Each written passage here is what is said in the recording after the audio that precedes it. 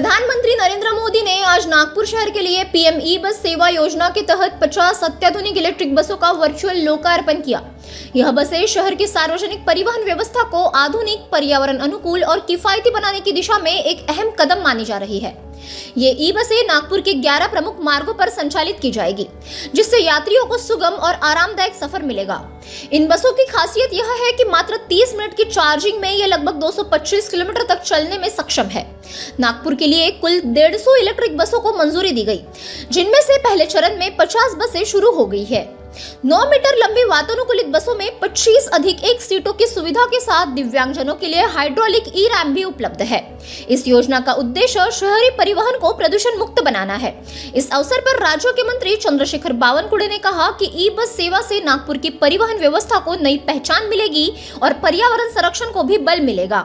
नागपूरच्या निवडणुकीमध्ये त्या वचनपूर्तीचा हा एक भाग आहे। नरहरी झिरवळ आज सकाळपासून त्यांना त्यांचे सगळे कार्यक्रम रद्द केलेले आहेत। त्यांचे पीएच्या कामानंतर त्यांच्या राजीनाम्याची शक्यता व्यक्त केली जाते। याच्याबद्दल मला काही माहिती नाही आहे, ते झिरवळ साहेबांनाच माहिती आहे, मला याच्याबद्दल काही माहिती नाही। ई वाहनांचा वापर ज्या पद्धतीने वाढतो आहे, दुपारी वीज जास्त उपलब्ध आहे, रात्री पहिले वीज जास्त उपलब्ध राहायची, सोलरमुळे दुपारी वीज जास्त उपलब्ध राहत आहे। हे सगळं ई वाहन ज्या पद्धतीने वाढत आहे, यासाठी पॉलिसी काही येणार आहे का? आणि माजी ऊर्जा मंत्री म्हणून आपण कोराडी दत्ता इथे आपण बघितलं असाल ते सोलर लावलेलं आहे। या सोलरवरच आता ही चार्जिंग होणार आहे।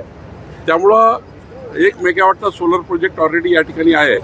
या बसेस इथे चार्ज होणार 250 किलोमीटर पर एका चार्जिंगनी आणि 30 मिनिटात एक बस चार्ज होणार आहे।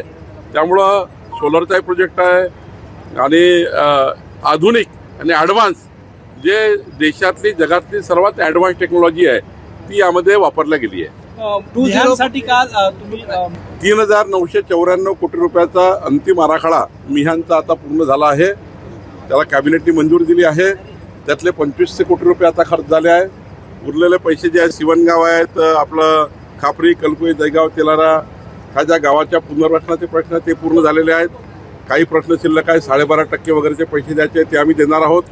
यावर्षी 160 कोटी, पुढच्या वर्षी 560 कोटी आम्ही देणार आहोत। निश्चितपणे मिहानचा जे संकल्प स्वप्न होतं तो आम्ही पूर्ण करतो आहे। एक मोठी रोजगाराची संधी मिहानमध्ये उपलब्ध होत आहे आणि आता तिथे ऑपॉर्च्युनिटी फार वाढलेल्या आहेत। मोठ्या प्रमाणात उद्योजक येत आहे।